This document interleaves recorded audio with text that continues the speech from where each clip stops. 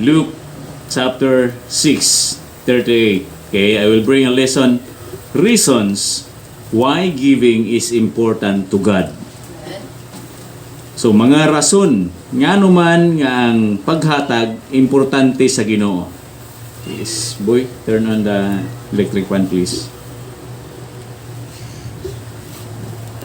Nana mo, Luke chapter 6:38.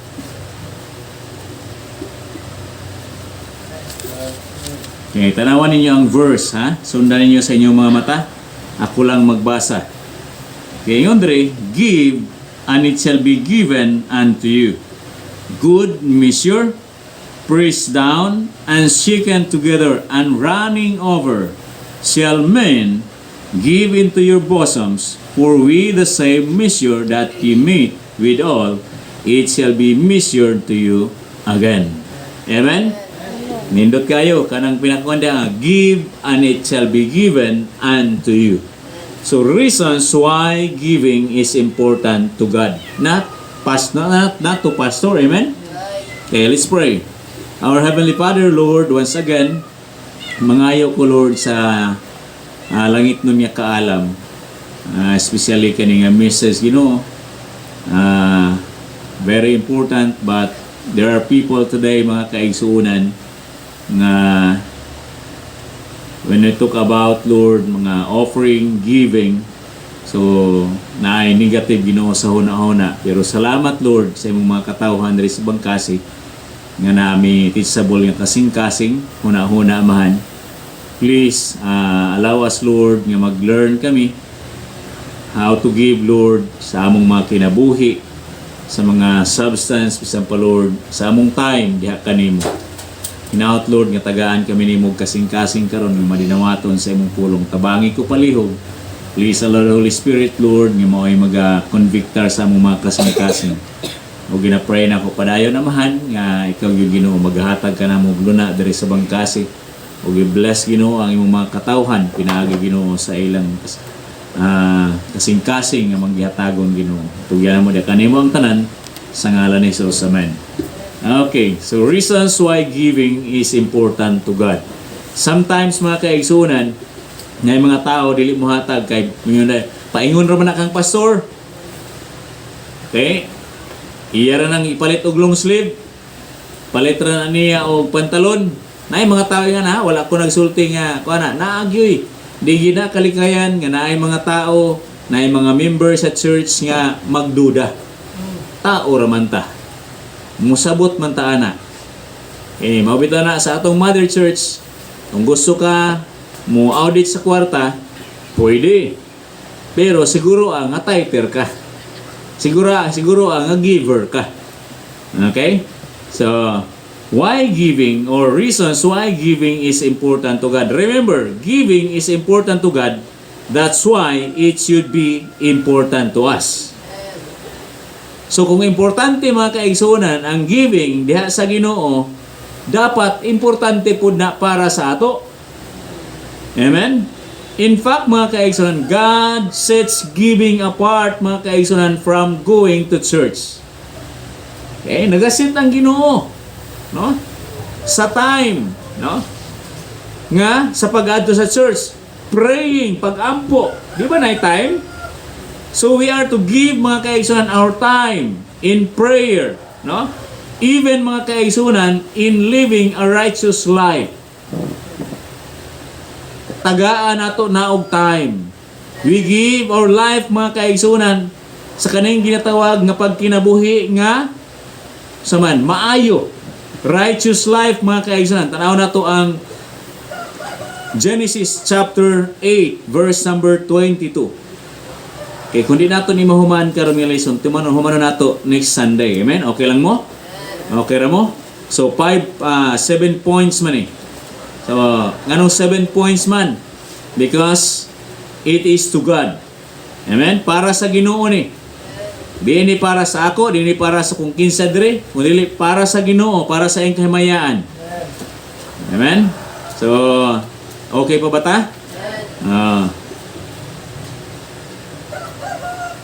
Verse number 22. Di na ako ni paspason, hinahinayon lang nato para makuha nato. while the earth remaineth, okay, seed time and harvest, okay, and cold and heat, and summer and winter, and day and night shall not cease. Nakuha ninyo ang istorya, nakuha ninyo? Mga kaigsunan, while ang kalibutan nagapabilin na apadiha, ang Ginoo nagatanom og time. Ako lang na siya kuan ha. So ato ning ikuan mga kaigsunan, kung ato ni siyang i-summarize kani nga verse, para sa akong panabot mga kaigsunan, tanan nga gibutang sa Ginoo, tanan nga iyang gibuhat, tanan nga iyang gihatag sa ato na ay time. Na ay insaktong, na ay rason. No? Seed time and harvest. So na ay pagtanom, na yun na ay harvest. Okay? Depende na kung kinsay paimong ipa-harvest. Okay? So, like the kuha ni Brother Daryl sa iyong devotional last Friday. So, naay gatanom, kung ikaw ang gatanom, lain, pwede po na, lain ang mag-harvest. Pero ayaw, dili na pasabot, nga tungod kay gatanom, kalain ang nag-harvest, wala na ka nag-harvest. Naagyod na benepisyo mga kaigsunan sa nagtanom. Amen? Seed time and harvest and cold and heat, naay kainit. No? Ang tao, reklamador. Kung ulan, sige ulan. Kung init, kainit kaayo. Pero salamat nga ang Ginoo understanding. Makasabot yun siya. No? And summer and winter and day and night shall not cease. Dili yun mo hunong. Mga kaigsunan, ang panalangin sa Ginoo walay hunong. Usahay maputol na nga maabot sa ato, dili sa ako. Maabot sa ato tungod kay kita ra po'y nagputol. Amen? Naka-ready na gyud na daan. No, mo na mga kaigsunan, as long as the earth exists, mga kaigsunan, there will be the temperature changes. Amen? Cold and heat which establish mga kaigsunan the seasons of the year. So, naayod na. No? Katong niaging tuig, makaingon ka nga, ang summer ra gyud siya, walay ulan, pero karon di nakakasayod. Oh, hapit ng summer pero dapat karon ting-init na pero namang gyapoy ulan. Kay ngano man nakasayod ang Ginoo kung sa iyang buhaton. Amen. So ang Ginoo mga kaigsunan nagahatag yun na siya. God is clearly saying mga kaigsunan that day and night a separation of time will exist as long as the earth remains. Okay? A time for working and a time for resting. Abi ninyo kung ang tinuod mga kaigsunan nga rest kanang naa ka sa simbahan. Total rest na siya. Wa kay gihimo, naminaw lang ka. Kung mayon ka naa ka sa imong balay, di ka makarest. Hello. Dili ka makarest. Matulog ka, di ka makatug. Dili simbahan, makatug. May tug-tug. 40 minutos na, alas 9 kuan pa, jeez. Okay? These are things mga kaigsunan that are so integral, no, to our daily lives that to doubt their kuan ba mga kaigsunan nga usahay, di na to makuan nga normal gyud na sa ato nga mag-doubt. Sabi niyo, kamo wala ba mo'y doubt? Na, di ba? Kitang tanan, naagi tayo doubt. But in giving to God mga kaigsunan, wala na doubt. Nga naman, siya may tag-iyago sa tanan, usahay mag-doubt man ta. Kumuhatag ko, i-bless ka ako sa Ginoo. Promise na sa Ginoo, i-bless ka. Amen? I-bless ka mga kaigsunan, i-bless ta sa Ginoo. Giving and receiving is one of the most powerful dynamics mga kaigsunan in the earth. Okay? Mutanom ka, nakay harvest. Okay? Kung muhatag ka, kung sa iyo sa Bible, the more you give, the more blessings you receive. That's the promise of the Bible, mga kaigsunan. That's the promise of God, mga kaigsunan. No? So, here are 7 powerful reasons, mga kaigsunan, why giving is important to God. Number 1, no? Because, mga kaigsunan, why giving is important to God? Because we worship God by our giving. Atong balik taron. By our giving, we worship God. So, kung maghatag ta, ayaw huna-huna nga tao ang imong gitagaan. Kung ang maghuna-huna ka sa imong paghatag, kung gihuna-huna nimo nga ang Ginoo mo imong gitagaan, wag yug kay digyug ka magbagot-bot. Kay nga naman, huna-huna nga ang imong gihatag iya na gikan sa Ginoo. Ang atong paghatag bilang pasalamat sa iyang pagpanalangin sa ato. Mao na'y pinaka-insakto. Wala ka nakuhaan oy kag muhatag ka, tagaan man kag daghan. Give and it shall be given unto you. Okay? Good measure. Wala yung diha bad measure. Nihatag ko nya wa man lay nibalik sa ako. Pero walang nimo na recognize kay ang imong kasing-kasing puno sa pagbagulbol. Okay? The sequence mga kaigsunan of worshiping God by giving is ginatawag diri ingon pa beautifully laid out in 3 verses mga kaigsunan diri sa Psalms, no? Kung tanaw nato ang Psalms, okay? Psalms chapter 116 verse number 12 to 14. Okay, are you following? Okay, sige tanaw lang mo sa inyong kuan, di ta magdali. Okay, 116 verse 12 to 14.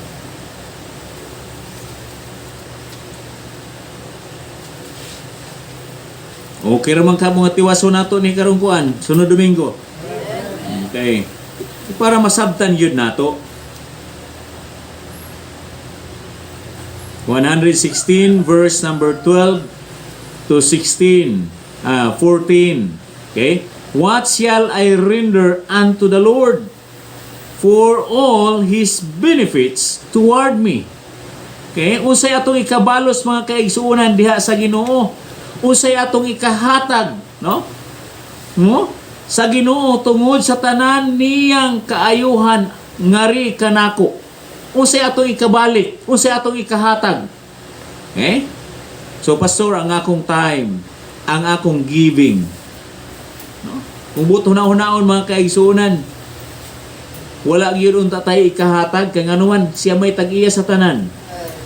Nasabta nato? Wala gyud unta tayo ikahatag pero ato naman ko anon ka para makaingon sa tanga, giangkon man nato ang naa sa ato pero ang pinaka kuang gyud ana, ang pinaka matuod, pinaka insakto wala gyud ato. No? So what shall I render unto the Lord? Wala. Amen? Kay ang tanan ato lang giuli. I will take the cup of salvation. Mauna na sa inyo? And call upon the name of the Lord. I will pay my vows unto the Lord now in the presence of all His people. Makita naman na sa tao mga kaigsuonan. Okay? Nga, mayon ka nga, nagsaad ko. Usahay, kung naatay mahatag, gusto na to i-recognize ta, right? Pero usahay, ang mga panalangin sa Ginoo, yun na to ma-recognize. How to give importance mga kaigsuonan, no? Sa panalangin sa Ginoo. So, kanang kuanda sa verse number 12, what shall I render unto the Lord for all His benefits toward me? Kung may atong ikauli sa Ginoo. Para sa ako, pagbasa na ako aning verse, kaning lesson, wala. Nganong mayon man kog wala? Kaya wala man gi ako. Gipiyalan lang ta. Mao na nga naay naangkon na nato, no? First mga kaigsoon, we praise God for all His benefits, no? Realizing that we can never repay Him. Okay? For His manifold blessings in our lives. Wag yun tay kabayad. Di yun ta makabayad sa gibuhat sa Ginoo para sa ato. Bisan pagtanan kinitaan nimo, ihatag nimo sa Ginoo, dili pagyud na sapat. Okay? Dili pagyud na siya ego. Okay? Sa kanus nga tay makahinumdum ka nga makaingon ka nga gihatag nimo ang tanan sa Ginoo. Ako wala. O ana ko gihatag sa Ginoo tanan. Kay ngano man naamong gyud tay makaingon ta nga gihatag na nako sa Ginoo. Wala oy. Ato lang huna-huna daan. Di ba? So, mo na mga kaigsuunan. Imo nang kuanon diha. No, ingon tanaw ra ang Ginoo. Ingon pa siya ay kung atong tanawon in other version mga kaigsuunan kanang kuan diha verse number 14 ingon siya I will keep my promises to the Lord in the presence of all his people. May butang nato na mga pledges, mga mag-pledge ta. Mabot ra ba na ang time sa ato? Na search niya kinahanglan ta mag-tiles. Ay buta dito sa atong Mother Church kay kanang sana kuana pila sana kadagko kanang mga tiles. 16 by 16 sana. Basta kay kuan. Tagpila ng tiles. Okay, compute na ipa-compute na pila ka book tiles mo kuan ani masigo. So i-tiles na to ni. So 200 ka tiles. So pledge na dayon. Yun dayon nga. Pila imo kuan? Wala kuan na nga. Imo dapat imo 5. Imo 5. May lang ka lingkod-lingkod. Okay? Kay lihukan ra ba ka basig mga buak so at least na 5 imo. Okay. So di pud ta maingon nga katong wala ni hatag dili magtunog sa tiles, dili pud na ingana. Yung saon tama na ang magkuan. So ano na ako pastor isa pastor pwede duhami pwede. Tag 90. Sige pastor tag 45 mi. Nya nakalista na didto. Nya kasayad ra bang uban? Nahatag niyo. Okay? So, naay mga tao nga usay pag mag-promise ta makasayod sila. May makasayod po na sila kung gihatag ba nato wala. Kung wala po na sila kasayod, remember, ang Ginoo nakasayod. Hello? So, by giving mga kaigsuunan, okay, this is number one reason why giving is important to God because we worship God by our giving. Amen? So, muna mga kaigsuunan nga ato nang kuanon, no? Kaning promise mga kaigsuunan, ingon dere, we live in a society where promises don't hold the value that once did. Kaya say mong good, promise, pero wala yun nato i-value kung saan atong gi-promise. Wala nato gitagaag bili, right? Sakto man na? Bili. Basta kay promise lang. Kung mo promise ganita, ato sa tagaag bili. Amen? Pastor, makatrabaho gani ko. Balik yun na ko. Masama ni mong ibalik. Basta kay ibalik. Ito mo tanaw sa ibalik.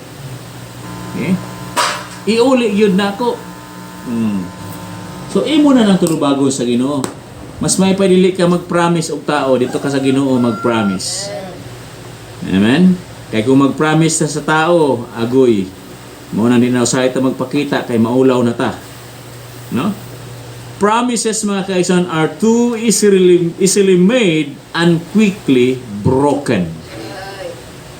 Amen? Dali ra kay buhaton. Dali ra pod. Sayon ra kay buhaton pero dali siya nga i-break. Dali siya nga walaon, no? We seemingly no regret mga kaigsuunan or thoughts about the consequences, but God doesn't take a broken promises so lightly. Ang Ginoo, remember, ang Ginoo dili siya mo sa broken. Ana lang pakyason. Di yun kabalo mo pakyas mga kaigsunan ang Ginoo sa iyang mga saad bisag gamay. Amen? Tanaw na ito ang Ecclesiastes chapter 5 1 to 7. Basahon na ito ni. Okay? I-alarm ko ninyo. Ina ko Brother Daryl pag 5 minutes na. 5 minutes na lang. Okay? Verse number 1. Ecclesiastes 5, chapter 5, verse 1 to 7. Yun diri, keep thy foot with thou goest to the house of God, and be more ready to hear. Okay? That to give the sacrifice of fools, for they consider not that they do evil. Be not trust with thy mouth. Ay, dali. Mga na mga kaigsunan, pag magkuang ganita, huna-hunaon sa nato, amen? Be not trust with thy mouth, and let not thine heart be hasty to utter anything before God. For God is in heaven, And thou upon earth, therefore, let thy words be few. Hello. For a dream cometh through the multitude of business. Oh. Hello. And a fool's voice is known by multitude of words. When thou vowest a vow unto God, deeper not to pay it. For he hath no pleasure in fools. Usahay, mahimo ang atong mga promises, mahimong binuang. Pay that which thou hast vowed. Better it is that thou shouldest not vow. Kung nag-alanganin ka, ayaw na lang. Hello? Okay pa? Than that thou shouldest vow and not pay. Suffer not thy mouth to cause thy flesh to sin, neither say thou before the angel that it was an error. Wherefore should God be angry at thy voice and destroy the work of thine hands? For in the multitude of dreams and many words there are also diverse vanities, but fear thou God. Klaro mga kaigsunan? Muna, makulbaan ta.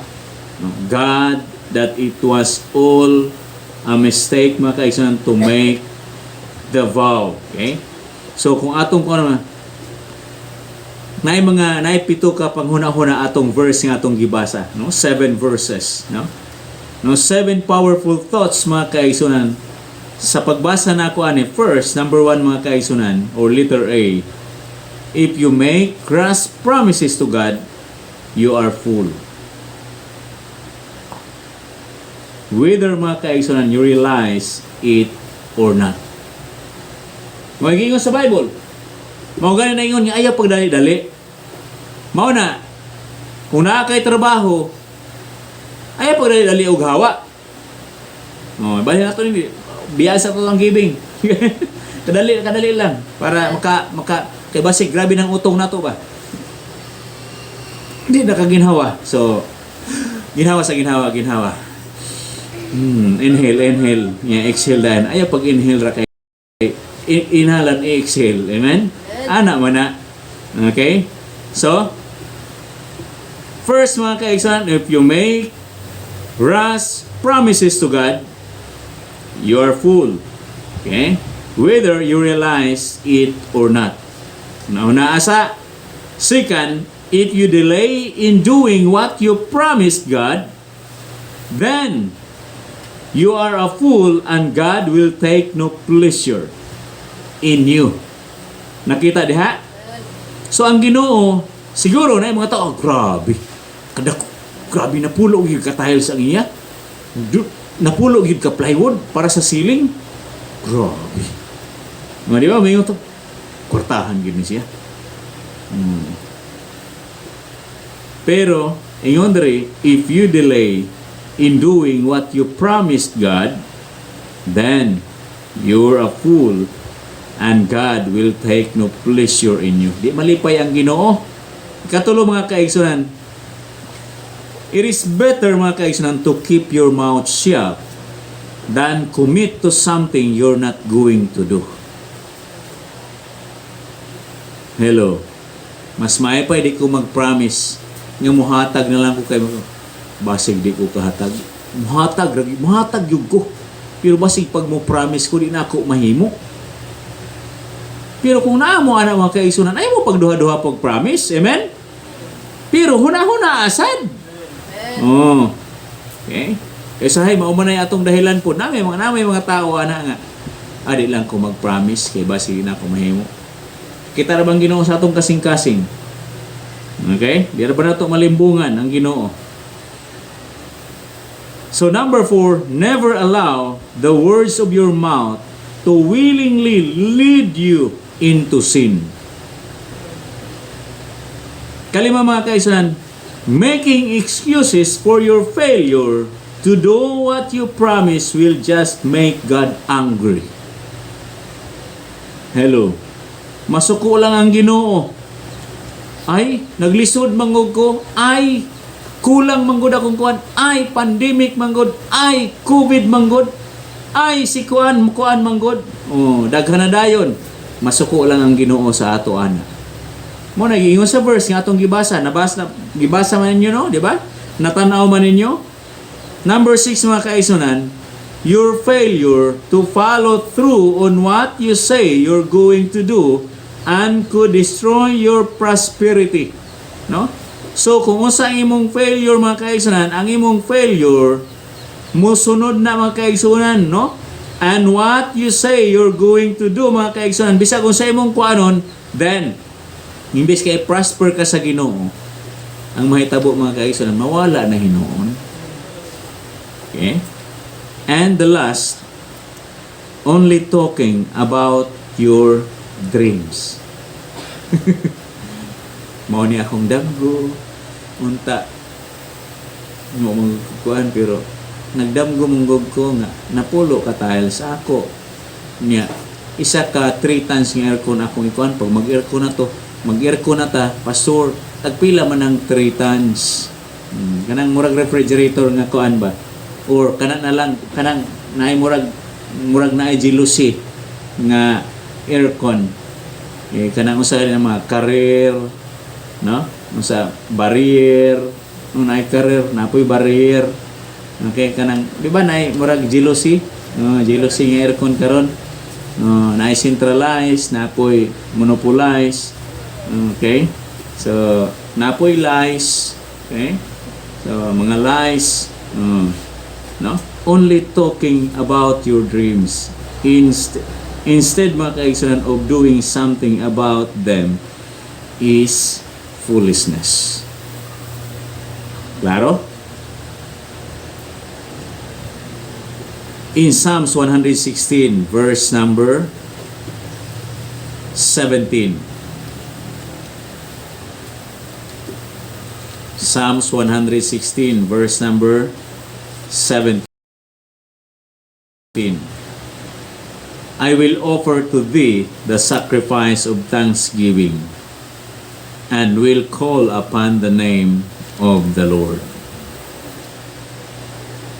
Philippians chapter 4 verse number 6. Philippians chapter 4 in verse number 6. Ingon diri mga kaisan, be careful for nothing. Amen? Kita na ninyo? Be careful for nothing, but in everything by prayer and supplication with thanksgiving, let your request be made known unto God. Be careful mga kaigsunan. Okay? Once again, we need to be careful. Ako gining ginabalik. Ayaw mo paghatag ug wala pa sa inyo. Wala pa gani. Usaw ni mo paghatag? Pag naana, maklaro ra ba na? Pastor, pag makatrabaho ko, ibalik yun ako. Ihatag yun ako. Usa ihatag? Basta kay ihatag. Hello.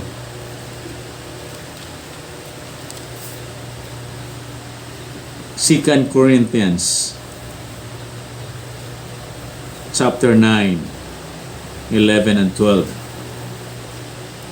Point number 1 pa. Second Corinthians chapter 9, verse number 11 and 12. Naana mo? Being enriched in everything to all bountifulness which causeth through us thanksgiving to God. Kung i-bless, pasalamati po ninyo ang Ginoo. For the administration of this service not only supply the want of the saints, but is abundant also by many thanksgiving unto God. Kanindot kayo mga kaigsunan, no? Kay ang pagdumala ni ini nga pagpangalagad wala lamang nagatagbo sa kakulangon sa mga balaan apan madagayaon usab pinaagi sa daghan nga mga pasalamat ngadto sa Dios. Say malipayon ta pagdawat Nga wag yun ta, nagpasalamat. Salamat pud mo nga naamoy trabaho. Salamat pud mo nga naamoy kita. Amen? So, mao na mga kaigsuunan. Ang paghatag, isa na siya nga gi-worship nimo ang Ginoo. Okay? Point number 2. Reasons why giving is important to God because we please God by our giving. Mahimuot ang Ginoo mga kaigsunan, pinaagi sa atong paghatag. Amen? Who do you want to please mga kaigsunan? Kung maghatag ka, kinsa man imong gina-please nga para mahimuot? Your spouse, your mother, your father, your sister, your best friends. Oh, hatag ko, wow, lipay ko sa imo, Brad. Your neighbors, wow, maghihatagon gina siya. Your pastor, wow, giver gina siya. Dili oy. Okay? Ang imo bang amo, imo bang employer, o kinsa man imong matagbo nga mga tao, ang pinakatinuodan ng mga kaigsuonan, truthfully, there is only one person you ever need to be concerned about pleasing. Because, mga kaigsuonan, if He's happy and will please mga kaigsuonan, you'll find contentment in life. Kung ang Ginoo nalipay mga kaigsuonan sa atong gihimo, ang pinakatinuod dili ang atong kapanimalay ang para malipay sa atong paghatag, dili ang atong amahan, dili ang atong mama, dili ang atong igsuon, dili ang atong amigo, dili ang atong silingan, dili si pastor, dili ang atong amo, dili kung bisag kinsa, kundi ang Ginoo. Kung malipay siya, you will find contentment in life. Ang scripture mga kaigsunan nag-offer some very basics mga kaigsunan guidelines about how to give an offering that is pleasing mga kaigsunan sa Ginoo. Tanawa, Philippians chapter 4 verse number 18. Philippians chapter 4 verse number 18.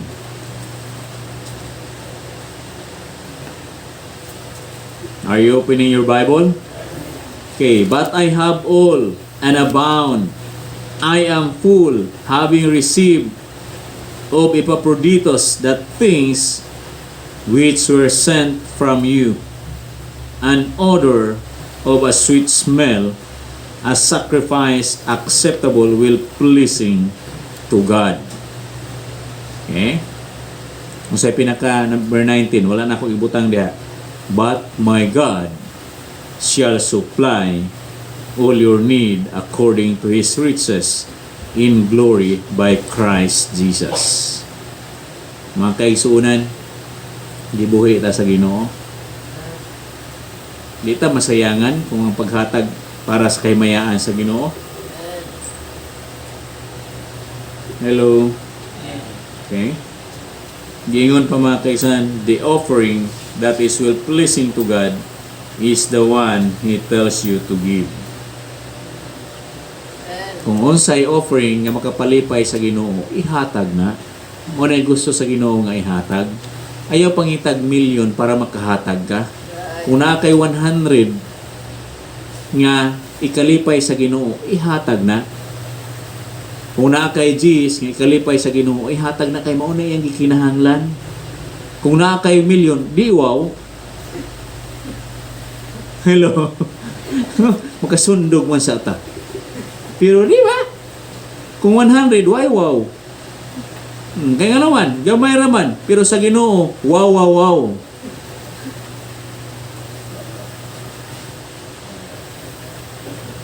Nasabtan? Okay ra mo? We please God by our giving. Malipay ang Ginoo.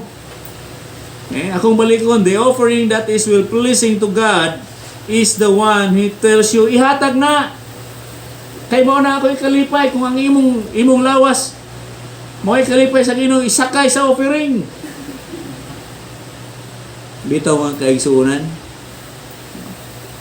Dili oy kung unsay naa sa ato nga ikalipay nato, ikalipay sa Ginoo, ihatag nato. Amen. Ayaw na pagkuan nga mangita pa kag wala sa imo. Unsay naa sa imo ihatag na. Pila man ni ka pages? 7 man sad ni. Dugay na man. Dugay bitaw.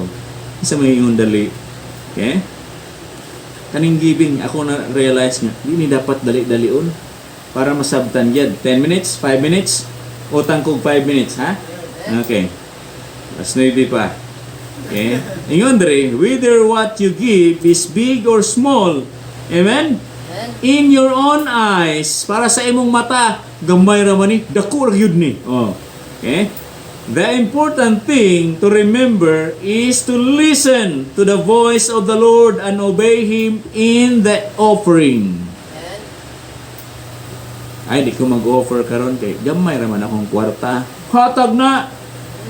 Di ko mag-offer karon kay dako man eh. Sayang. Ihatag na gihapon. Oh. Kay mao na gikinahanglan sa Ginoo. Huwag kita lusot diyan ni pastor. Huwag yun. Kay gamay ang madako. Wag yun. Pero mga kaigsuonan, ingon ang pulong sa Ginoo kung unsa iyang ikalipay, mo na ang gikinahanglan sa imo. Okay?